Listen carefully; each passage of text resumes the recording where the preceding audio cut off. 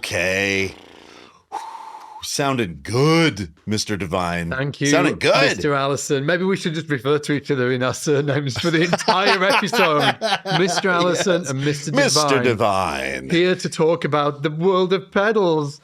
And today we are going to be breaking down we're going to be talking about pedals and our favorite picks of 2024. We thought it'd be cool to start off with the pedal boards that we've been using on our gigs over the majority of this year, but then also digging into some of the pedals and the preamps that have also caught our eye. Because just like you guys, we lurk around on the interwebs, late at night when our partners are asleep, we're just doom scrolling. It's true. Yeah.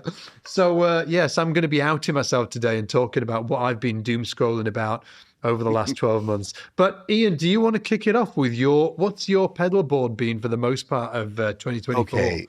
Well, I fired over a picture to Alan. Maybe he can pop it up here. I've got the picture right here, dude. Yeah. Okay. So, I've been using the HX Stomp, and then on the road, when I'm out with Eric Hutchinson, I need a wireless. So I've been using that Shure GLX wireless. It's the new one. And then a Pinstripe Pedals Clean DI, which is essentially just Jensen transformer balanced 1/4 inch out. So it works really well with a rig on stage and front of house. But the HX Stomp for me, I used to tear apart pedal boards for every gig. I'd build something new, I'd tear it apart. I would, and then for every gig, I would do the same kind of thing. Yeah. And then once I got in that world of the HX, most of my pedals have become sort of more like ornamental, which is wild. Because when I saw this pedal board, I was like, oh, where's the Jad Freer? Because you were using the Jad Freer as your DI, weren't you? Like recently. Yeah. And when I don't need a wireless. So here's the thing, when I don't need a wireless, I have been using this. So the Jad Freer Capo DI has been amazing. Got it. Basically, I think of it like an elevated Sans amp. It's like it can be really clean, but it also can do dirt. This is a really cool preamp, but it doesn't quite fit on my little travel board when I'm doing all the stuff with Eric is fly dates. Yeah. So I need something. I don't want to check a Pelican with a bunch of pedals. I'm just done with that in my life. So I go super minimal. I've just had too many TSA harrowing nightmares of them taking stuff apart and stuff getting broken. So I travel really light, but when I don't need the wireless, this goes back on, and I really do love this pedal. It's really great. And you're using that for the DI though, not so much the preamp. Is that correct? Yeah, that's right. And then just a little bit of EQ. Like people ask me a lot about how I set up a capo, and what I do is like a bit of bump on the bottom, a tiny maybe bit of reduction in the mids around 600, and then kind of treble to taste depending on the bass I'm using, I guess. But I don't get it to grind really hard. It just has a little bit of subtle saturation. It sounds awesome. It's great. Oh, hey, check this out too. There's 2 DIs on the back here. That's the main preamp one. And then there's a clean one. And what would happen to me on gigs is engineers would sometimes plug into the direct, which doesn't have any of the good juiciness, right? I mean, it's a nice sounding DI, but look what I found, Scott. Look at this. This is a little bit of Pedalboard jewelry. This is literally a plug that goes right in there. Where do you buy those? Just like off Amazon? On Amazon. Yeah. And it's amazing because it takes away that option. So now you know that that's the only one you plug into. Yeah. And could you do it with a piece of tape? Yes. But is this a whole heck of a lot more elegant? Yes. Yes, it is. It is. And is that been your board for the rest, like for 2024, for the most part? Yeah, that's been the board. Either when I'm running the Capo, then I also use an outboard compressor. But when I'm using the wireless with the smaller Pinstripe DI, I just use the compressor inside the HX, which is actually like pretty great. It's simultaneously amazing and sort of depressing in a way how great all the stuff inside of the HX sounds. So, you've spent all this money on pedals and you're like, ooh, all these hardware units. And then if you A/B them, Yeah. it's like, oh man, the HX sounds great. But the I can give you this pick too. For me, this year, this came out and it's incredible. If you want an outboard compressor, this is my favorite one. This is the Origin Effects Cali bass compressor, Cali 76 bass compressor. It sounds awesome. It has a bunch of bottom end, dry blend on it, so you can blend in your dry with your compressed sound. The compact bass. So you have the compact bass, which is the previous version. Got it. They did a meter, so there's full across metering on this one. It's slightly smaller, and some of the feature set has changed. And they kind of tried to voice it a little more closer to the big box ones that, people have described them as having sort of like bottomless low end.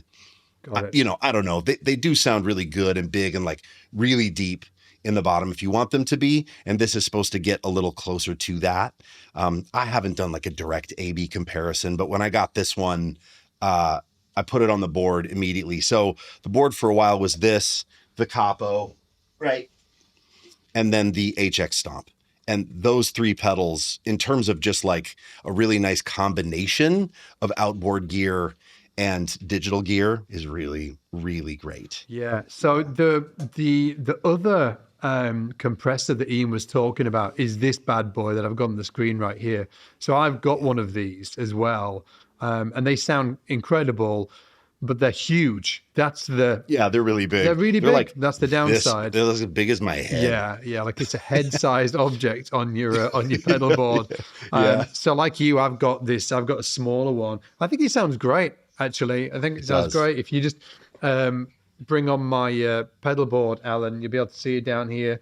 So this is, for the most part, the pedal board I've been using this year, minus one of the pedals that I'll just get into. It's just at home. And like you were saying, Ian, actually, when you were like, every gig I used to like take the board apart, and I'm kind of like being in that. In fact, I got caught short the other day. I had this gig and I didn't realize that all of my pedals were just like not attached to anything. So I turned up, I was that bassist. I turned up to the gig with all of my pedals in a carrier bag. I was like, I'm here. Yeah.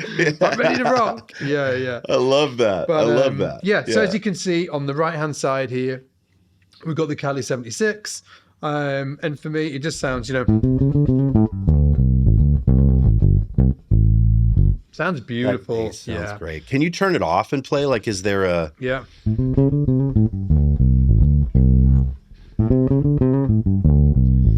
There's something about a compressor, and like a nice compressor, that doesn't seem to completely just squash your dynamic, especially if you have a little clean blended in, and it just kind of takes what you're doing and like pushes it forward. Like, it just sounds like everything kind of comes forward. Exactly that. Yeah. It's interesting. Cause I wasn't, like rewind 2 years ago, maybe I didn't really use a compressor. Like I used it if I did stuff in the studio, I'd use it obviously, but I didn't use it live. And then, from speaking to you, I was like, oh, Ian's got it always on compressor, right? So I was like, oh, interesting. So just at least it kind of, got me into thinking about what that might be like. So I started experimenting a lot with it on gigs, and I really like it on a gig. Because it does exactly what you're talking about. Yes, it just pushes it. Just everything seems to just, hey, I can just hear everything. Just, a little clearer, a little more upfront. Yeah. So,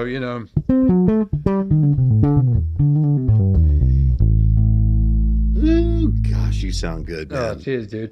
Do you like stuff? I do like stuff.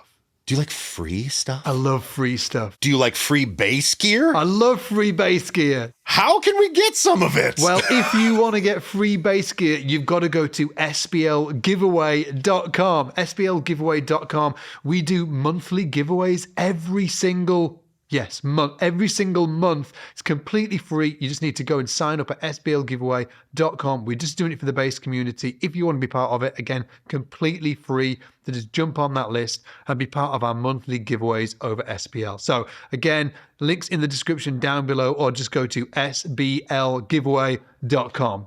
So something to point out is that the gigs that I do are kind of very improvised. There's a lot of loud guitars and improvisation, and it's wacky. So I've got some pedals on my board that, you know, you probably wouldn't need on a wedding gig, for instance. So just to point that out before we get into this. Yeah, and I suppose I love that you said that, right? Because I think that pedals are very, very specific to your needs as a gigging musician, right? Yeah. That's why there's so many options.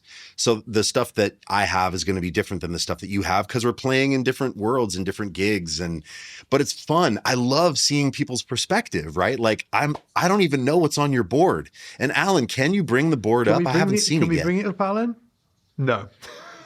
It'll be okay. It'll be on the edit. Okay, it'll be on the edit, but you can't see it. I'm gonna pretend I'm gonna be like, oh well, this is cool. This is cool. Okay, so next up, Ian, you've got to guess what this is. So next in the chain, that's the Pog. Yes, 100% the Pog. I know that sound anywhere. And that is some of your original signal blended with a bit of octave up and octave down. Exactly. So on the Pog, we've got dry, we've got sub-octave, and then octave up as well. And I've got the dry all the way up. And this changes. I changes on the gig. Sure. So this just happens to be the setting it's on right now. I'm not saying that this is the setting, but I've got the sub-octave all the way up. I've got the dry all the way up. And then I've got the octave up on about three quarters. So it's almost all the way up. And when I'm using it, I generally use it with a fuzz actually, which will sound like this. And actually like this.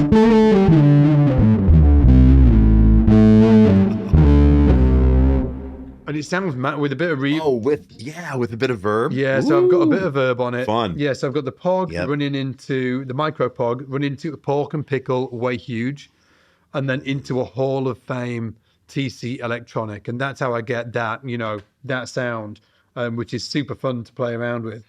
And then I've also, in terms of octaves, I've got this one, which is the good old. See if you can tell what it is. Get that wrong. It sounds great. I mean, from the click, it sounds like a Boss pedal. So that's an OC. It's an OC too. I mean, what a classic sound. Yeah. So is that an old OC2 or is it like the OC3, OC5? Which one is original? it? Old OC2. Original OC2. It hasn't fallen. Does it say octave or octaver on it? Got it. Got the so that's the up until 2002, 2003, I think. It said made in Taiwan. Yeah, right. The octaver was the Japanese one.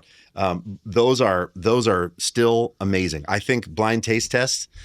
I don't know if anybody is picking out be able to get the Japanese versus the Taiwanese octave. Some people say they can, but I don't know. I think you take the Pepsi challenge with that one. I don't know if it's happening. That's a great sound. God, it's so good. I love it. And mainly the main sound, it's interesting because it's really well known for this sound where I'll take the direct signal completely off. I've got octave 1 completely off, and octave 2 all the way up, and it does this. Oh, and it's just distorting right now because it's so much bottom. That thing. But that's an amazing sound. I also really like it. I really like it with the direct signal up as well.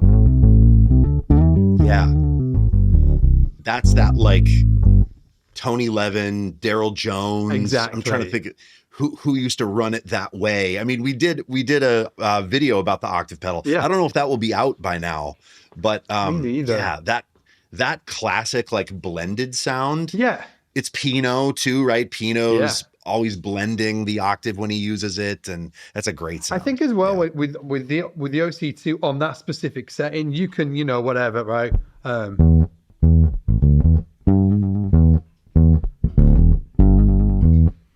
Yes.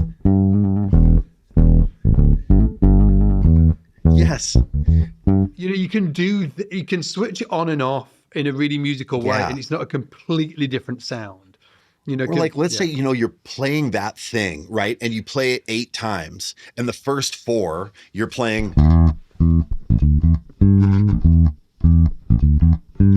And then the band is going to get bigger on the 5th time. Oh. Sorry, I was handing it over. I did. Yeah. I was like, oh, what's going on? Oh, volume. Here we are. Yeah. Yeah, so I love the OC2. I think, if I only had one octave pedal, it would probably be the OC2 or an octave that can do that. And because I think it's really cool on gigs to do that. Then I've got the pork and pickle. I actually, with that OC2 as well, sometimes I like using it with the pork and pickle with the fuzz on, but the drive all the way down. So there's barely anything on. So it's just a little hair. Ugh. It just sounds like a monster.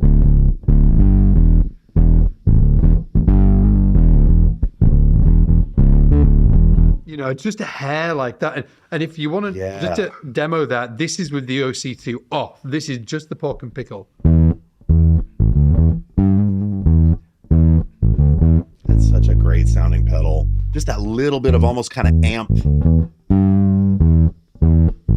Yeah. Off. On. Just like brings up the mid-range a little bit and a little bit of hair. But here it is here it is off with the OC2. On. Oh, geez. It just sort of just gets meaner. Yeah, it's just super mean. And then the last one in the chain, dead easy, is this.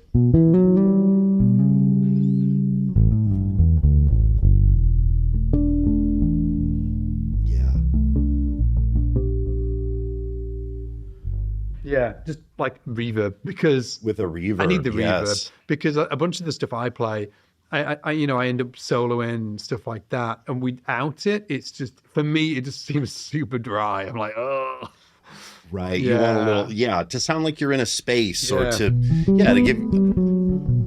It's lovely.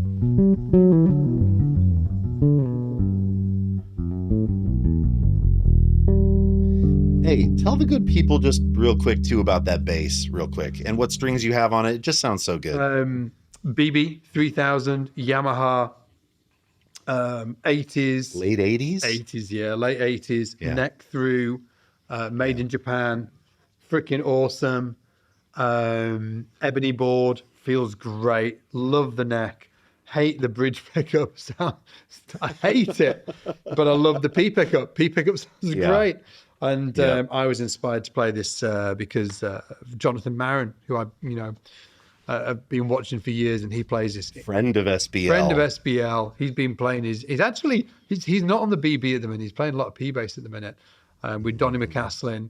And but yeah, I love hearing him playing his BB. And I can remember that first time I was like, whoa. And so cool. Yeah, just a great, just the.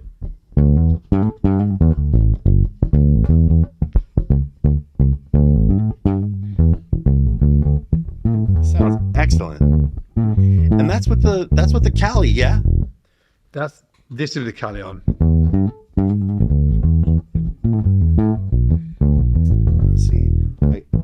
I'm like, oh, that probably had the compressor on. It's like, oh my God, just like the worst.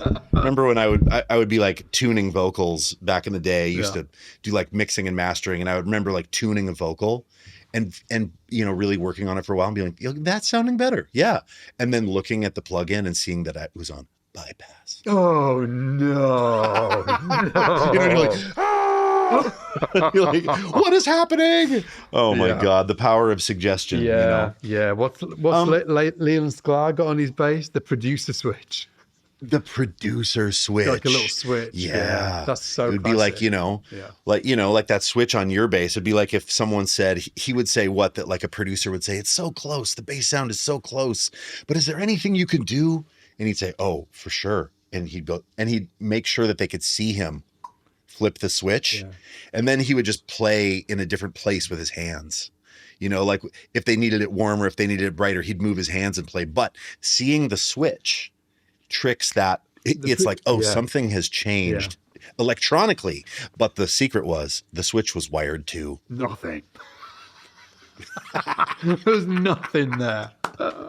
Just so Amazing. great. I know. And finally, I haven't got it here today, but I've got it on my screen. So this is this is the pedal I've been absolutely loving this year. Bassrig 64 black panel from Origin Effects.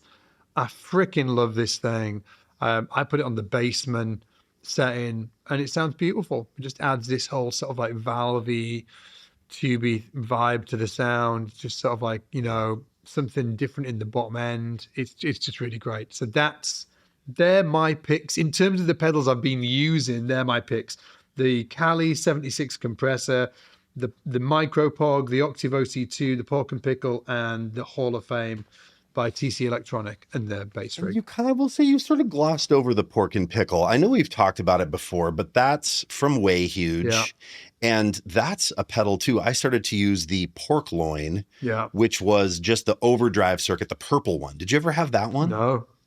Back in the day, it was kind of big and it was purple and it was just the overdrive circuit. Yeah. And it just sounded huge, big, no low end loss.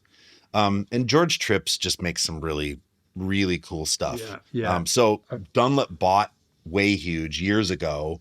And so they're manufacturing that stuff now. And I've had a chance to even hang out with George and talk to him about his pedal ethos. And he's just, I don't know, he's just a really cool guy. So shout out, George. I mean, that pedal wasn't actually designed for bass in the beginning. And then a lot of bass players gravitated toward it, which is what happens so often. It's cool, you know? man. And like, just for like, that's obviously, you know, barely on, but when I normally use it, yeah, you know, yeah. What are we talking? We're bumping the drive up. Yeah. And is that on the fuzz setting or the or the I have it overdrive on the setting? fuzz setting, and then I have the So tone. that's the pickle side. all the way Yeah. up. I have the tone to make got as it. nasty as possible. Right. Yeah.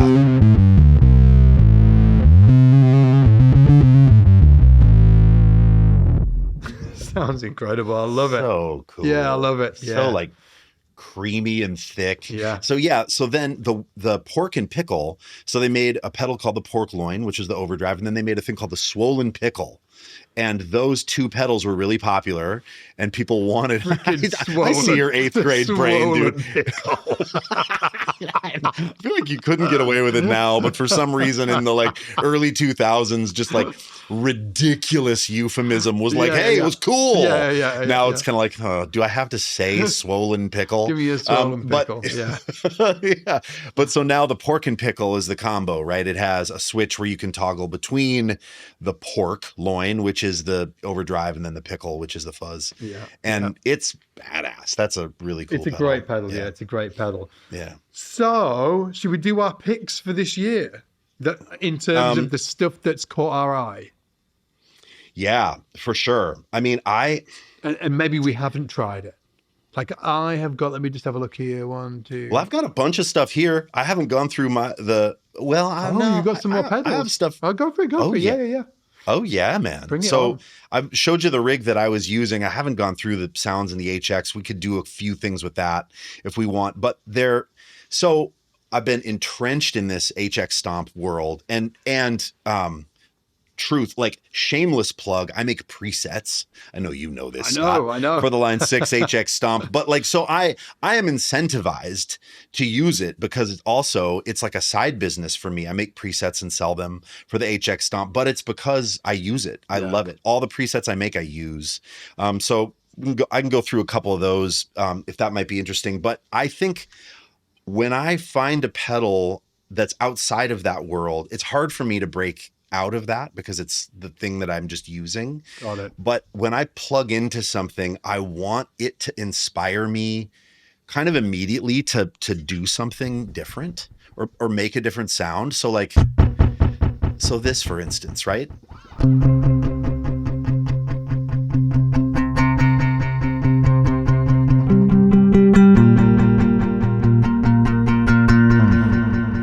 Pedals that you can just start making music with. So this, I'll unplug it and show it to you. Yeah, okay, so you don't even know, right? This is the one that you were playing before? Yeah. So this is the MXR Joshua. Wow. It's called the Ambient Echo. And I swear this thing came out, and maybe it was popular with guitar players, but bass players didn't didn't pay this any mind, but it's cool because it's very simple. All the controls are on the front, and I think there's some secondary function stuff that it can do. But what's really cool is the repeats can give you, it's going to be loud. Here we go. Yeah. Oh, that was probably not great. But if you tweak this knob, it will give you, like, you can have it just be straight up, play the one note. But as you turn up this voice knob, listen to this. Gives you a bottom. Oh, yeah. It gives you like a bottom octave. And then if you keep turning it, it gives you a top octave as well. Ooh. Oh my God, that sounds great. Isn't that cool? Yeah. So now, you're thinking like delay on bass. Yeah, it's not super applicable, right? But the thing that I think is so cool is it gives you this sort of headspace of like creating something new. So like you could write a whole song.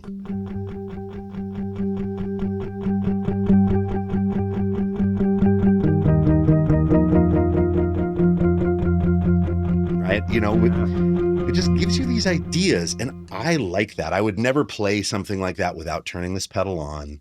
So I think we have to leave room for there to be pedals in our lives that are going to like make us have to adapt to it. Yeah. Versus like it suits us really well. I like some pedals that are like, oh, I have to think of this totally differently. One other cool thing that it can do is it can be like an ambient machine where like if you turn the mix way up and turn the regeneration up and play sort of softly, isn't that cool? That's cool.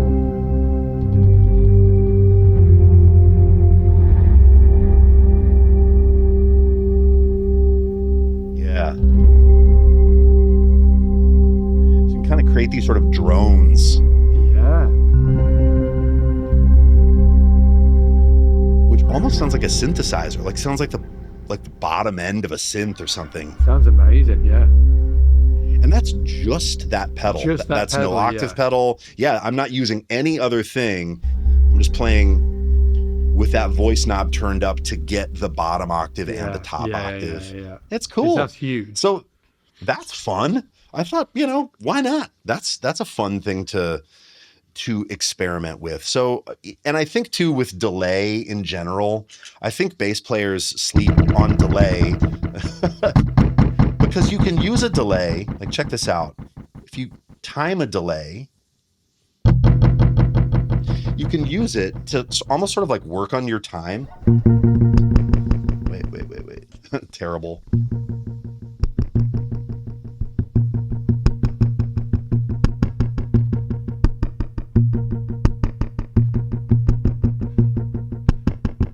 Yeah.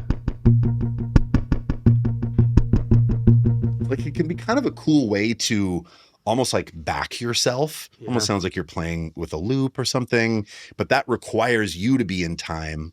So it's kind of I think it's sort of a fun practice tool. And then you could loop it and play over it and all of that. Exactly. All of that Yeah. stuff. Yeah.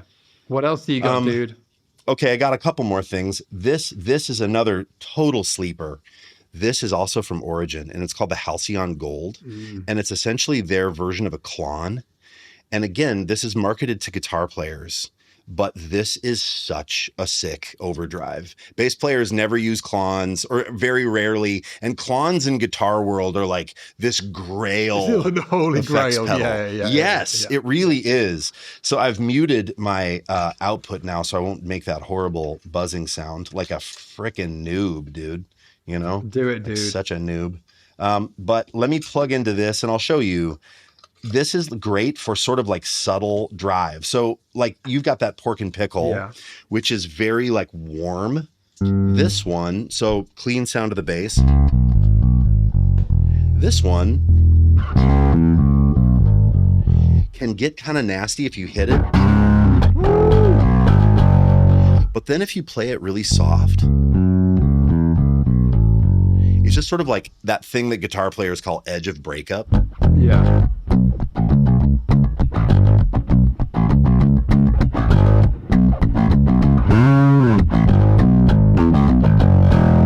Right, if I turn it off, Yeah. Here it is on again.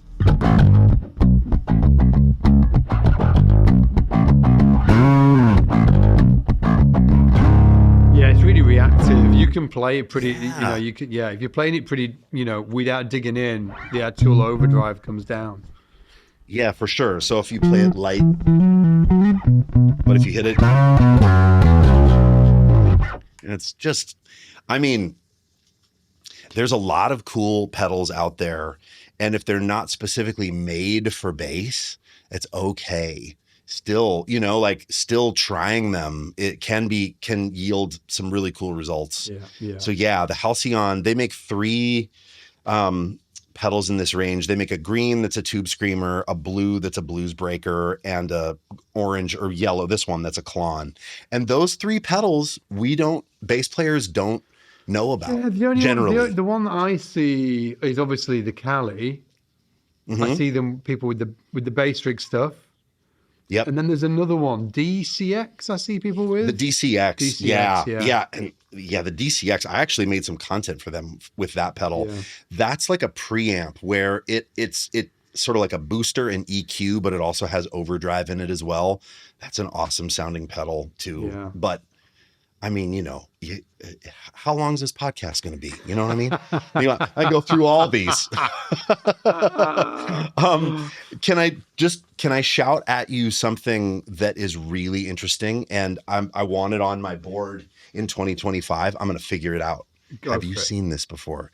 The 29 Pedals EUNA. You told me about this. Tell everybody. Yeah. It looks gorgeous. I mean, it's also in Crunchberry finish, the Crunchberry colorway, which is sort of crazy similar to the old Fire Mist Lavender. Not gonna lie, I mean, I am aesthetically motivated, as we all are. I'm just willing to admit it, you guys. I'm just willing to admit it. This is essentially, they don't call it a buffer. What do they call it? They call it, oh, it isn't on here, but it's essentially like an input device that is a buffer combined with a subtle EQ. And I saw it on a few pedal boards, and then I saw it on Pino's pedal board, right? And I have to say, like, I was influenced.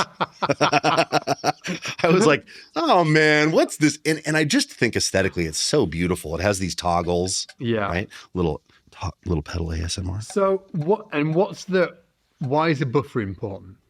Okay, so you plug into this pedal first, and what it's going to do is it's going to minimize any sort of load or diminished high end from running through a bunch of cable. So the idea is, you know, if you have a cable going to your board, and then the cable is going through a bunch of true bypass pedals and a bunch of patch cables, and then a big long 25-footer back to your amp, the sound quality, especially in the top end, sort of degrades. And I kind of think even sort of the bottom, I feel like it sort of does, my impression, and I'm no scientist, but is when you run through a ton of cable, it sort of is like a frowny EQ. Got it. It's sort of like the top and the bottom get kind of like shelved off. And people might say, no, it's just the top. But I sort of feel like mid-range comes out because top is diminished. Yep. And this is supposed to help with that. And boy, I tell you what, it's hard to hear maybe over a stream, but you know, you like turn it on and it's like, oh, maybe we should just try it. Should we try it, Scott? Let's try it. Yeah. Yeah, let's try it. But do you not have to run it through like a bunch of stuff to hear the effect of it? No. You just, you put it first in your chain. Okay. Yeah, that's all. Yeah. And then also the power supply. I love this. It says whatever. You can literally plug whatever power supply into it by some magic that I don't understand. So yeah, if you're running a board that has a bunch of stuff on it, this is supposed to be a nice way to keep the integrity of your signal. The toggle switches are just EQ, kind of like minimal EQ. And I'll show you. So let's see if we can hear it. So here it is off. Here it is on.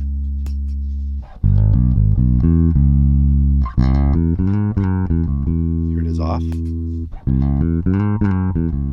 Here it is on. It's super solo, isn't it? Yeah. Yes, it is. But there's a thing in the top that opens up. That's on. Here it is off. On. Just a little clearer. Yeah. Then it has a couple of EQ points. So I'm going to turn on the low toggle and I'm going to turn on the bright toggle. Here it is off. Here it is on. Not so subtle anymore. Not so subtle anymore. Yeah. And so it's one of those pedals, not unlike the Cali, that when you're playing with it,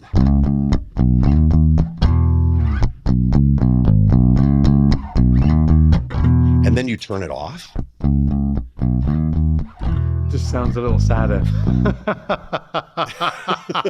Yeah. And I was like, oh my God. And I have to say, I am such a sucker for these pedals that are sort of like seemingly subtle 5% tone increase, you know, like you have it on the board and it's like, ooh, you know, you turn it off and you're bummed out. Yeah. You know, like you wouldn't miss it if you started the gig without it, but if you start the gig with it and then you turn it off, you're like, oh. Yeah, absolutely. You know? 100%. Yeah. Do you want to, where do you want to go now? I've got some other stuff that's caught my eye this year. Do you want to jump into that? Yeah, why don't you have a few? I've got a couple more things that have definitely caught my eye, but yes, go for it. Give me one of yours. Bosh. What do you got? Look at this bad boy. Oh, dude, yes. Oh. Man, I have wanted to try one of those. If you're listening, podcast listener, we encourage you to pop on over to YouTube, but we know it's not everybody's jam. But Scott just pulled up the Arkham Oracle Vacuum Tube DI. New casing. Remember when that thing used to be huge, dude? Yeah. The big rectangle? Yeah, absolutely. Yeah. Now, it's reduced down. It looks as sexy as ever. I really want to try one of these. Really want to try get one. Oh, Treat yourself. I know. Merry Christmas to you. And, you know, and we're sort of like hardcore in the sort of like the Valve Essence sound vibes here. That's what they're, you know, and it's got the, what's the tone stack thing called? Bandixol or the EQ, what is it called? Jones tone stack? Something tone stack. The EQ works slightly different on it, you know, just like it did with the B15, the EQ on a B15. They're sort of interactive. They're interactive, right? Yeah. You do something. It started with a B. Am I wrong? Didn't that start with like Bandixol? I know that I'm not saying that right. I'm not sure. He also made a beautiful amp for, so I'll bring that back up, Alan. There you go. He also made a beautiful looking amp for Mitch over at Alinto Basses at Labella. Did you see it? Sure he did. Like a modern like a B15. Yeah. Yes. Unbelievable. God damn. Yeah. Okay. I know. That's beautiful. Next up for me, still haven't got one. Still want to get one. Oh yeah. Oh, the classic Noble DI. I haven't forgotten about Noble. I know there may be, you know, there was definitely a time where these were the thing.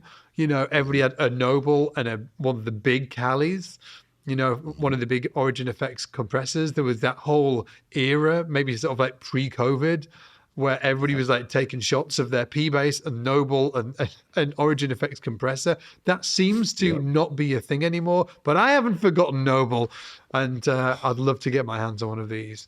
To me, there is no better clean sounding DI. There is I mean, I've played so many, and that one currently still is my favorite, just wide, clean platform. It doesn't distort. It doesn't drive. It's very minimal. Like it's one of those things. It's like the EUNA, this, you know, 29 pedals, the thing that I just played through the buffer. Yeah. Where like when you plug into it, it's not like, whoa, this life-changing, insane tube tone. It's just sort of sounds like your bass should sound. Yeah. And you're like, oh. And then when you don't have it, you're like, and you kind of notice. I used to travel with mine constantly. Yeah. And you know, I'm just sort of space conscious on flights these days, but it's still my favorite DI for sure. Favorite DI. Okay, well, next you gotta get one. I've got to get one. Next up, last up for me. And again, these are just the stuff that's been catching my eye this year. So these are all completely biased. But the last thing is this. The Jad Oh, Freer, yeah. the Capo, not specifically the Tim LaFave one, but just the Capo. That was just the nicest photo I could get. But yeah, like obviously Ian was holding his up before. I'd also love to try one of these out as well. So yeah, so for me, it's the Capo, it's the Noble, it's the Oracle, and yeah, and they're the ones that have caught my eye this year. What about you, dude? Oh man, I mean, in terms of preamps, I'm working on something. What a preamp! Yeah. Oh, not that thing we were talking about earlier. Another thing. No. Yes. Another thing. Oh my God. We're just talking about it.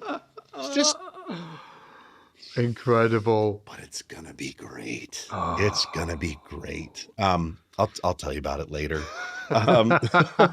Sorry, everybody. I'll tell you, okay. This pedal is amazing. And it's the 3-leaf Doom 2. Yeah.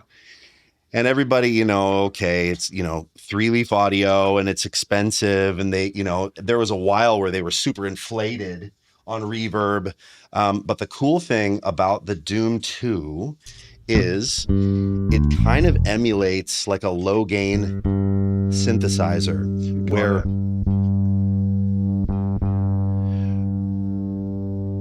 sort of you have this sound. Is that just the pedal? Yeah.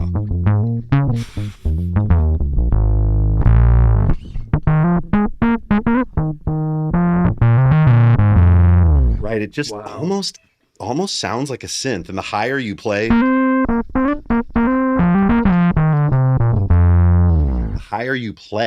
it gives you an octave up, and if you just put a chorus on it,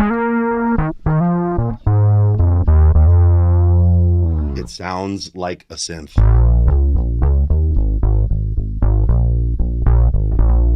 That sounds great. Cool.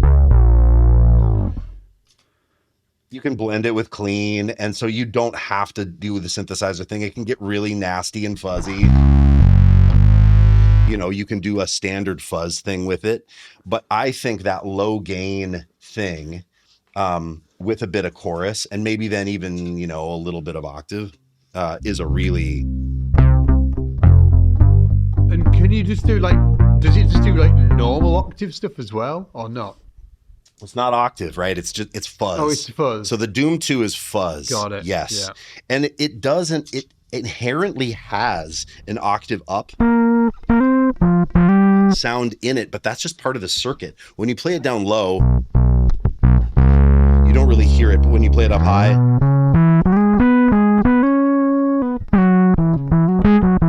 got it. Their pricey still. I was just looking on Reverb. They're pricey like £500, which is about $700 maybe. That's a lot of cheese. That's a lot. He does drops and they're 300. They're 3 something. Yeah. But it's awesome. If you want that in hardware, it's great. Now, that said, there's some really cool, there's some stuff inside of like the HX that comes mighty close. Yeah. With the chorus. To get that kind of thing.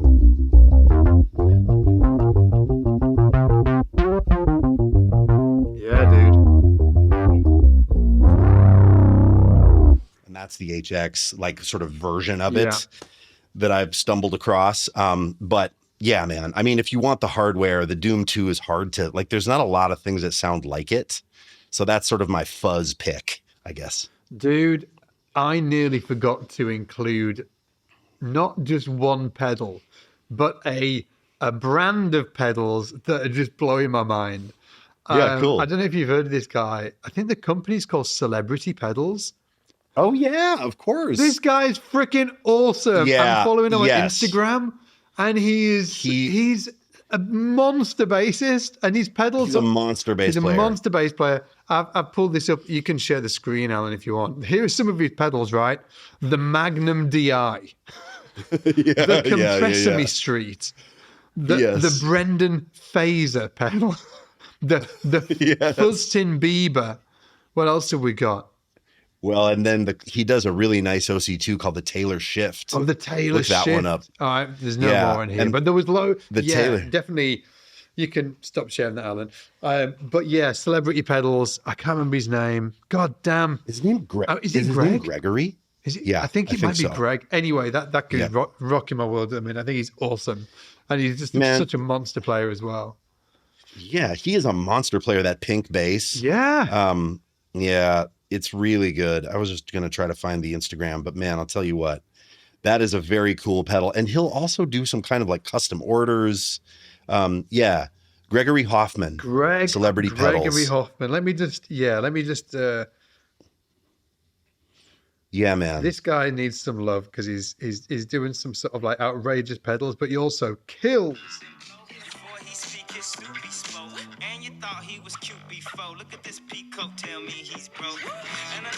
Come on, dude. But that like it's outrageous. Yeah. Yeah. Yep. I'm trying to find sort of like he did this drop recently of envelope filter. Yeah. Do you know what it's called? The Doctor filter. Dr. Phil. Dr. Filter. Yes, that's right. He's got all of these incredible names. Man, this guy, I love him. I think he's great. Yeah. Killing it. Yeah, me too. He's really awesome. And if, like, I will say, he sent over a Taylor Shift that I accidentally plugged the wrong power supply into, and it literally smoked. Oh, did you fry it? Literally fried it. Because he's based in London, he was nice right? enough. He's based in London, so maybe it needed one of our power supplies. No, I plugged an 18 volt. It was just a 9-volt pedal. I was a dummy and plugged an 18 volt thing into it, and it went poof. And I mean, I saw smoke come out of it. So he was super cool and sent over another one, and it sounds like an OC2. Yeah. They're so cool. And Taylor's eyes glow red like lasers when you step on the pedal too. Her eyes glow red, which is fun. Yeah, it's really cool. Great stuff. Guy. Yeah, shout out to Gregory. Dude, did we do it? Yeah, I think so, man. I think we did it. Guys, let us know in the comments. Number 1, did we do it? Number 2, what about your picks? What about your picks for 2024? And also, a quick shout to let you know that we do bass giveaways every single month, right? But you need to be signed up to our giveaway list to be able to find out about them. So every single month we're giving away pedals and straps and all kinds of bass gear that you want to get your grubby little hands on. At least I do anyway. Yes. If you want to sign up to it, just go to sblgiveaway.com and you'll be able to sign up for the giveaway there. But this is every month giveaway. If you sign up to sblgiveaway.com, you're going to get added to the giveaway every single month. Every month we do until the end of time. In perpetuity. And the staff curates the picks too. So Kitty hit me up, Scott, and was like, hey, I want you to do this month. Oh, and so I got to go through and make a big list of stuff. And so that was so fun. So a bunch of the stuff that was on the Christmas gift guide that Sharon and I did, we put in the giveaway. Amazing. Yeah. So guys, if you haven't signed up for it, just go to sblgiveaway.com. We do it every single month. You only have to sign up to it once and you will get added to that giveaway in perpetuity, as Ian said. That's it. We did it. Take it easy. We'll see you in a bit. Take care, everybody.